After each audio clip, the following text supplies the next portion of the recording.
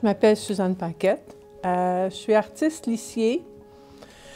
Je pratique la tapisserie haute lisse depuis une quarantaine d'années.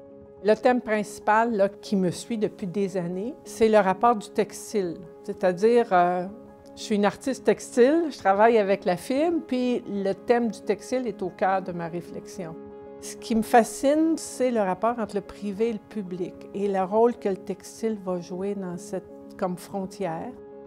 Puis quand je suis arrivée au Maroc, bien là, j'ai découvert à quel point la vie culturelle pour eux était vraiment très différente de nous autres. Tout est caché. On ne voit pas les maisons, on ne voit pas les jardins, tout est emmuré. Et la porte, c'est toujours là, c'est une frontière très forte, qui est encore là, la frontière entre privé et public, caché, montré. La tapisserie, c'est pas difficile, c'est même. C'est zen, c'est tranquille, c'est plaisant. Fait que c'est pas de la patience, là, j'ai l'impression de plus de me gâter quand je suis ici, là. C'est méditatif. Et puis c'est pour ça que après avoir questionné, j'ai réalisé que j'avais besoin de ça. Parce que quand je suis assise au métier, tout s'arrête. C'est là que j'ai le temps de penser. Le carton est là, mais je change d'idée en tissant, puis j'interprète, puis donc la conception se continue sur le métier. Elle ne s'arrête pas avant le métier, ce que traditionnellement, c'était le cas. C'était le cas dans beaucoup de métiers aussi, là. Avant, les métiers d'artisans étaient scindés par poste, un peu comme les usines. Je travaille avec la synthèse optique, c'est-à-dire que, vu de près, je vois toutes les couleurs qui sont mêlées, mais vu de loin, je vois une couleur qui est fusionnée. C'est l'œil qui fait la couleur. Pour moi, c'est important parce que la vision intime et la vision publique n'est pas la même. Donc, le rapport encore de privé-public est encore là. J'aime bien ça.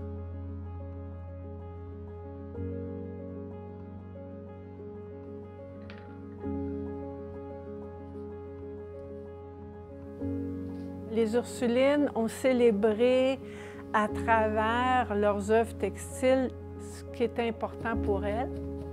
Puis moi, je me disais, bien, je pense que ces femmes-là, avec toutes les lectures que j'ai faites, tout ça, on fait quand même beaucoup pour la société à Québec, puis beaucoup pour les femmes, pour les jeunes filles. J'ai décidé, moi, de faire une œuvre qui leur rendrait hommage, comme elles ont rendu hommage à Marie de l'Incarnation puis à leur religion dans leurs œuvres. Le voile de calice, ce qu'il y a de particulier, c'est qu'il y a une bordure tout le tour. Et moi, je n'avais jamais travaillé avec la notion de bordure. Donc ça m'a interpellée en disant « Ah, pourquoi pas intégrer l'idée de la bordure, comme il y avait dans les tapisseries très anciennes aussi. » Et dans le voile de calice, à cause de sa fonction, ce qui est décentré complètement dans la composition pour, justement, quand on le met sur le calice, que le médaillon soit en plein devant. Ça fait écho à ce que je fais parce que souvent dans mes tapisseries, l'intérêt est dans la partie inférieure. Je reste seulement avec la laine, mais je fais un parallèle au fil d'or. Donc, on voit dans la tapisserie comme des pépites d'or qui sont des losanges. Dans le fond, ces losanges-là d'or représentent les sœurs. Donc, j'ai pris le losange et je les ai traitées comme des pierres précieuses. Elles sont regroupées dans le bas de la pièce.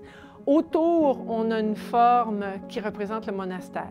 J'ai repris des motifs anciens de textiles, très colorés, qui représentent les savoir-faire, les savoirs. Dans le fond, la complexité des savoirs des sœurs. Donc, c'était le savoir des sœurs qui se diffuse à l'extérieur, à travers la ville.